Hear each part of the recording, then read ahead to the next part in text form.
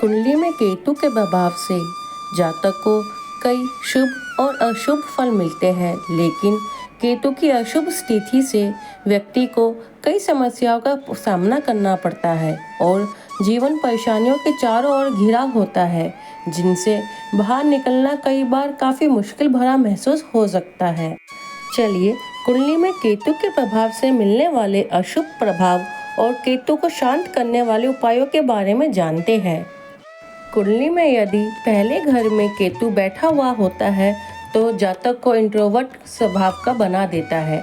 ऐसे ही यदि केतु 7वें घर में बैठा हो तो मैरिज लाइफ को डिस्टर्ब कर देता है। ऐसे में क्या उपाय किए जाए केतु के, जिससे हमें केतु के अच्छे प्रभाव मिल सके, चलिए जानते हैं इस बारे में। यदि केतु पहले भाव में जाके बैठा हुआ है तो सेल्फ लव कीजिए, अपने खुद से प्यार कीजिए। दूसरे भाव में केतु बैठा हुआ है तो पैसों या भोजन से दूसरों की सेवा करें। तीसरे भाव में केतु बैठा हो तो लोगों से बातें करते रहा कीजिए, दूरी ना बनाएं।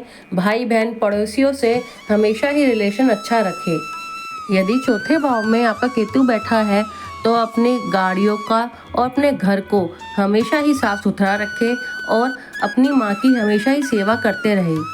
यदि 5वें भाव में आपका केतु बैठा हुआ है तो किसी की शिक्षा में सहायता करें, किताबें दान करें, किसी का पद ना छीनें आप। यदि 6ठे भाव में आपका केतु बैठा हुआ है तो रोगियों की सेवा कीजिए, उधार ना रखें, लोगों का उधार वापस दे, किसी की भी मुसीबत में लाभ ना उठाए आप। यदि 7वें घर में आपका केतु बैठा हुआ है तो अपने पार्टनर की सेवा कीजिए, हस्बैंड हो या वाइफ हो, सेवा करनी है। गृहस्थ जीवन कैसे ठीक किया जाए, इसकी जागरूकता लोगों तक पहुंचानी चाहिए आपको। 8वें घर में यदि केतु बैठा है तो ससुराल पक्ष की सेवा कीजिए, शमशान में काम करने वाले लोगों की मदद करें। यदि 9वें घर में केतु बैठा है तो पिता की सेवा करें, अपने गुरु की सेवा कीजिए, मंदिर में जाके सेवा करें, ज्ञान और धर्म की सेवा करें।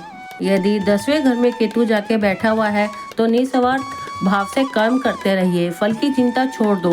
यदि 11वें घर में आपका केतु बैठा है तो समाज में अपना योगदान देते रहिए, अपने लाभ के लिए सेवा बंद करें और बड़े भाई की सेवा अवश्य करें। यदि 12वें घर में आपका केतु बैठा हुआ है तो धर्मशाला में रेन बसेरों वालों की सेवा कीजिए, साधुओं की सेवा कीजिए, दादी नाना की सेवा कीजिए।